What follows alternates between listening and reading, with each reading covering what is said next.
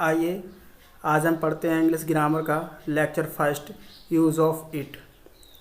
Use of it की पहचान: जिन वाक्यों में दिन, मौसम, समय, महीना, ऋतु आदि का वर्णन होता है वे वाक्य इट के प्रयोग से बनाए जाते हैं। हेल्पिंग वर्ब यानी सहायक क्रिया इसमें क्या लगती है?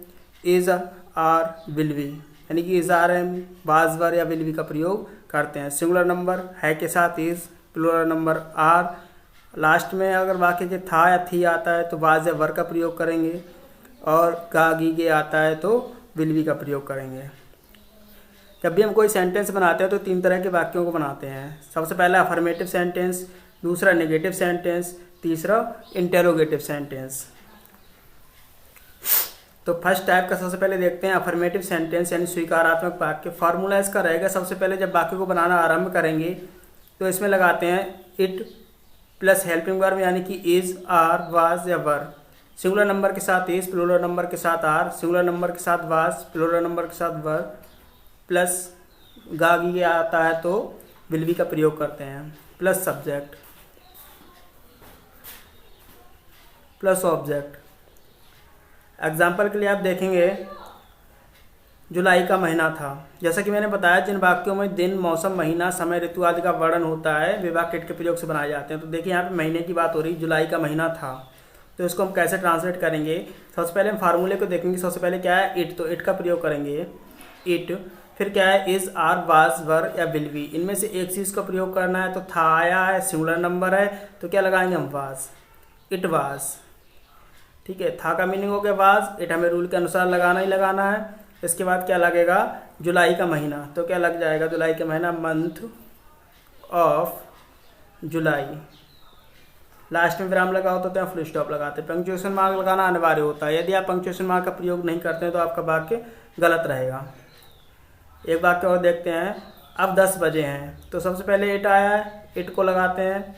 फिर लास्ट में है आया है तो क्या लगेगा? इज, क्योंकि सिंगुलर नंबर है तो लग जाएगा इज।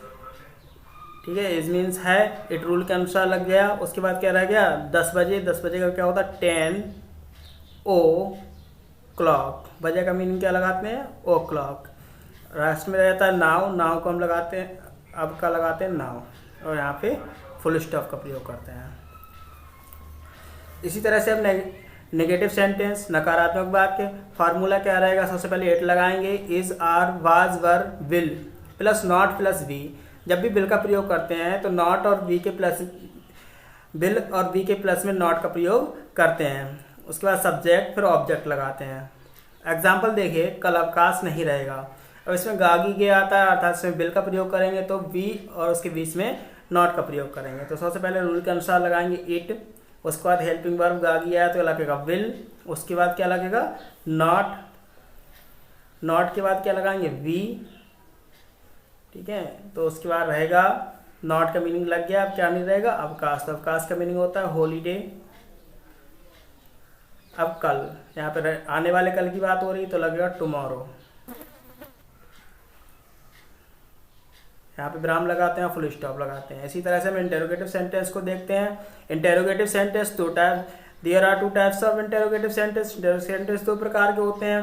पहला फार्मूला क्या रहेगा? सबसे पहले जिन वाक्यों के प्रारंभ में क्या शब्द लिखा मिलेगा उनको बनाने के लिए सबसे पहले इज, आर, वाज, वर या विल का प्रयोग करेंगे। उसके बाद इट का प्रयोग करेंगे, प्लस नॉट का प्रयोग करेंगे, प्लस वी लगाएंगे।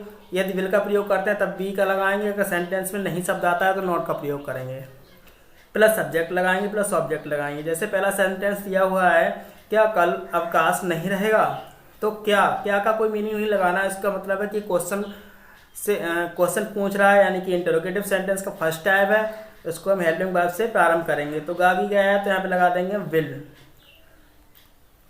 विल। उसके बाद क्या लगेगा? इट।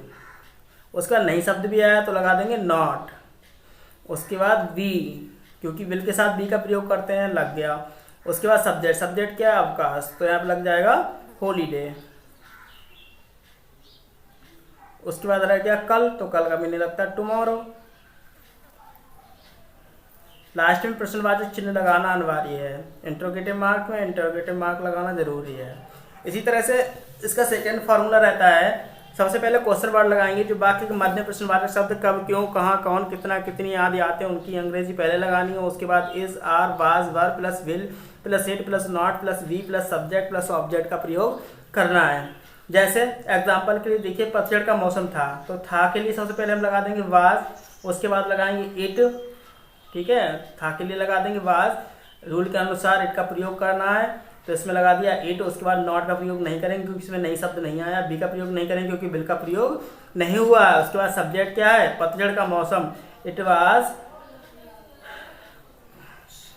सबसे पहले लगाते हैं व्हेन, क्वेश्चन वर्ड। सबसे पहले लगाते हैं व्हेन यानी कि क्वेश्चन वर्ड। क्वेश्चन वर्ड क्या है, कब, कब यानी कि व्हेन। उसके बाद हेल्पिंग वर्ब वाज। उसके बाद इट के बाद अब लगे पतझड़ का मौसम, तो यह पतझड़ का मौसम की मीनिंग होती है ऑटम, AUTUMN, ऑटम।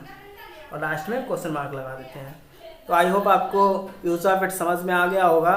अगर कोई क्वेरी रहती हो तो आप कमेंट बॉक्स में पूछ सकते हैं। Thank you. Like and subscribe.